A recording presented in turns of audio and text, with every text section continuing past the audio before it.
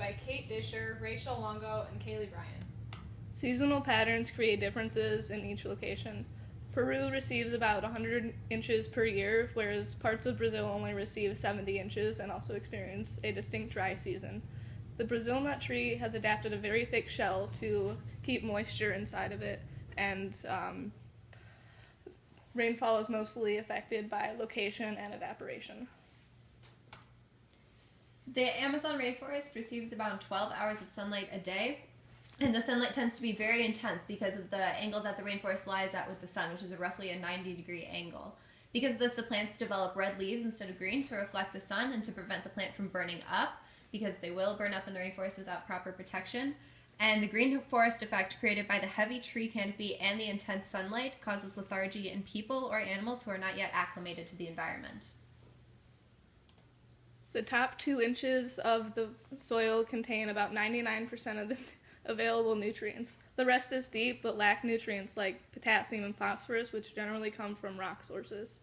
It's very rich in aluminum oxide and iron oxide, which makes the soil a little red or yellow, and it's also very toxic. It was previously thought to be really good for plants, but because of the short nutrient cycles, which are about 1 to 4 years, and the toxicity, people learned that it was not as ideal for agriculture as they once thought. Roots and fungi developed a relationship to adapt to the low nutrients in the soil.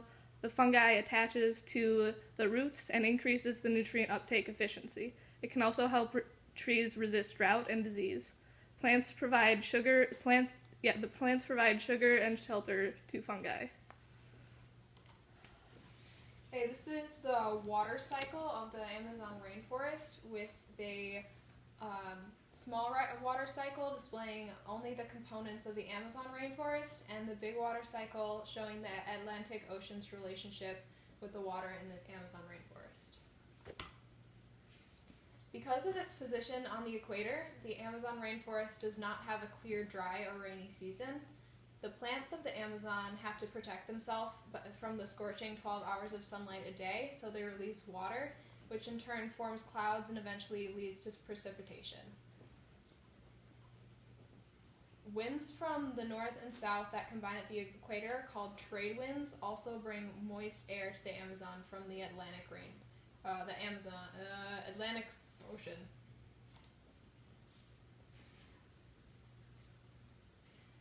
Due to the extreme heat of the Amazon, this means that plants have to try and keep cool in order to survive. The Amazon's humidity leads to frequent floods that can decay plant life, and the lack of sunlight on the ground of the Amazon rainforest floor increases competition between plants. Because of these challenges, plants have developed lianas, which are a type of vine and an effective way to beat out its neighboring plants in search of sunlight, because they climb bigger trees to access sunlight at the top of the forest. Thin leaves with drip tips allow excess water to run off more easily, and thin, smooth bark does not retain as much water as woody bark, which allows the plants to release excess heat.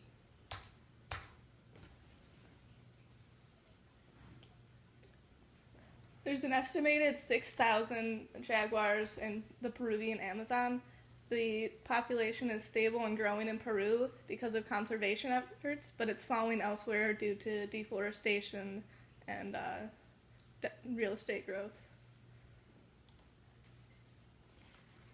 The jaguar has a uniform dispersion pattern because it lives in solitude and claims only a few square miles for its territory, marking the land to keep others out. A uniform dispersion pattern is useful to jaguars because it ensures prey will not be overhunted in some areas and underhunted in others, allowing enough food for each jaguar. And a uniform dispersion pattern happens when organisms are evenly spaced from each other.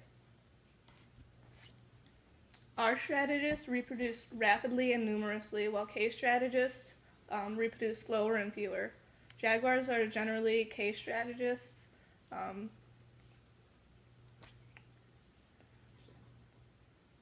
and reproduce slower and care for their young. They can have up to 4 cubs per litter, and litters generally stay in their den for 6 months and live with their mom for about 1 to 2 years. Conservation efforts can be difficult because high stress levels cause low reproductive success, and they can live an average of 15 years in the wild, which is one of the most of any wild cats. And the mother is protective of young, so cub survival is high. Jaguars mate year-round, and around 100 days after mating, the female has 1 to 4 cubs, in which the cubs will remain with their mother for 1.5 to 2 years. And the females will generally reach sexual maturity at 2 to 3 years, and males will reach sexual maturity at 3 to 4 years old. The carrying capacity is the amount of organisms an ecosystem can sustain without degradation of the ecosystem. And density-dependent factors are factors where the effects on the size or growth of a population vary with the density of the population itself. And density-independent factors are factors where the effects on the size or growth of a population do not vary with the density of the population itself. Some density-dependent factors for jaguars are the availability of prey and the disease amongst the jaguars. And some density-independent factors are human poaching and decrease of habitat due to farming. Jaguars generally prefer tropical rainforests, but they can also live in savannas, swamps, and even deserts. They generally establish dens in either thickets or caves, and they have a really large range, which encompasses most of South America, Mexico, and some parts of southern Arizona. Jaguar's prey includes over 85 different species, including livestock, reptiles, birds, and fish. This is an even spread of prey, which means that no one prey species is targeted and wiped out. They are opportunistic feeders, which means they don't have a specific feeding time. They'll eat pretty much year-round, anything that they can find. Cattle accounts for around 50% plus of biomass consumed, which often causes disease in jaguars, as livestock in the Amazon is not often vaccinated. They also have a sex ratio of 1 male to 1.6 females. Some plant defense mechanisms are either morphological defenses or chemical defenses, and some common ones in the Amazon rainforest are thorns, wax coatings, armored fruits for morphological defenses, and some chemical defenses are high tannin contents, which make unripe fruit taste bad, and cyanogenic glycosides that cause gastrointestinal poisoning when ingested. One of the things that prey use to disguise themselves from predators is cryptic coloration. An example of this in the Amazon is the emerald tree boa, which uses an emerald-colored skin to blend into the forest canopy and surrounding vines. It's when prey use colored skin to allow themselves to disguise themselves amongst their backgrounds.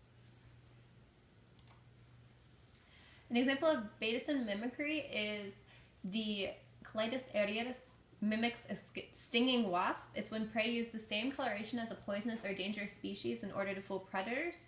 The beetle has the same black and yellow stripes as the wasp does, making predators associate it with the sting of the wasp. An example of Müllerian mimicry is the Heliconius butterflies, which were observed in the Amazon. A couple of species mimic a dangerous species in order to fool predators into thinking that they are all dangerous. All the species mimic each other using the dangerous colors, emulating the poisonous or foul-tasting species. Aposematic coloration is when prey uses showy colors or patterns to warn predators of poison or bad taste. An example of this in the Amazon is the poison dart frog. There are several species of the poison dart frog, and they all use neon coloring and bright patterns to warn the predators of their highly dangerous poison. Mutualism is when both individuals benefit from a relationship. So an example of that would be a small rodent called the agouti, which spreads the seeds of the Brazil nut tree. The agouti is the only animal that can pierce the shell of the nut, so it benefits by eating it and spreading the others, while the tree benefits by having its nuts spread throughout the forest.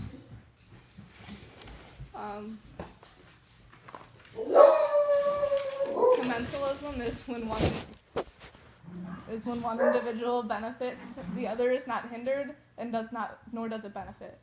An example of this is frogs using leaves as shelter. The plant isn't hindered and nor does it benefit, but the frog is sheltered from any predators.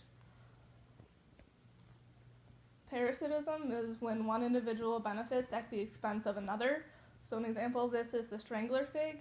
It will grow on trees and steals nutrients and sunlight from the tree. The tree dies and it stays alive.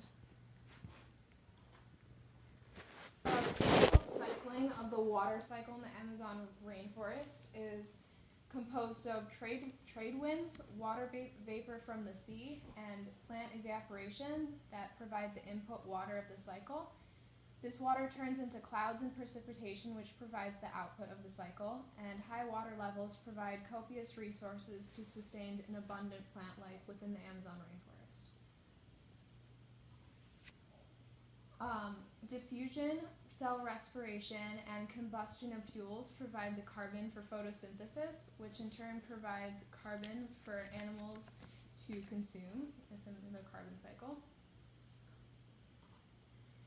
And in the nitrogen cycle, nitrogen-fixing bacteria supply nitrates to the soil that are absorbed by decomposers, plants, and then eaten by animals. When the animals die, decomposition returns the nitrogen to the soil. So a food web that depicts animals from the Amazon rainforest is represented by the first level, which contains primary consumers, which are autotrophs. They're generally photosynthetic plants. An example of this in the Amazon rainforest is the kupaku. The second level contains herbivores, which are also primary consumers. The example is the howler monkey. They will generally eat the autotrophs. The third level is small carnivores, which are secondary consumers. They generally eat the herbivores. An example of this is the vampire bat. The fourth level is the tertiary consumers, which will eat the third level, which is the harpy eagle. They can also eat the second level or the first level. And the fifth level is quaternary consumers. An example of this is the jaguar or people in the Amazon rainforest. So here's the food web. It goes from first level, the autotrophs, up to the herbivores, to the third level, which are the secondary consumers, up to the fourth level, the tertiary consumers, all the way up to the fifth level, to the quaternary consumers, which can consume anything all on the way down to the first level. An energy pyramid is used to show how an animal gets energy from the food that it eats, which when an animal consumes another organism, they only gain around 10% of the energy of the organism that was consumed. So the energy that's gained is decreased as it goes all the way up, whereas the jaguar is only going to get 0.1% of the energy from the sun that the bamboo had gotten. Gross productivity is the organic matter synthesized by producers. This also includes the energy used in respiration, whereas net productivity is the energy gained minus the energy used and does not include the energy gained in respiration. Limiting factors can be sunlight, which the large canopy blocks the sun from getting to the forest floor. Nutrients in the soil, the few nutrients in the soil limits plant growth, and deforestation limits the area of forest life. So unique info about the Amazon rainforest. One of the facts is at one point the Amazon River flowed westward, but it was changed to an eastern flow as it is flowing today because of the rise of the Andes. The harpy eagle, which lives in the Amazon, is one of the largest birds in the world. They prey on monkeys, sloths, and even deer. And the Amazon rainforest is the largest rainforest in the world. The basin is roughly the size of 48 contiguous United States, which are the states all being next to one another. Deforestation is one of the main threats to this biome, and deforestation is the act of clearing a wide area of trees. The trees are being cut down for cattle ranches, agriculture, real estate, infrastructure, and logging. And the rate of deforestation has risen in the last 2 years. In 2013, around 5,891 square kilometers of forest were cut down and decimated. Since 2004, the rate of deforestation has dropped 80%, making it the lowest since the 1980s. Countries are donating money to the Amazon rainforest the Amazon Rainforest Fund to decrease deforestation. In 2008, Norway donated $1 billion to projects aimed at slowing deforestation, and the Brazilian government is aiming to make deforestation illegal in the near future.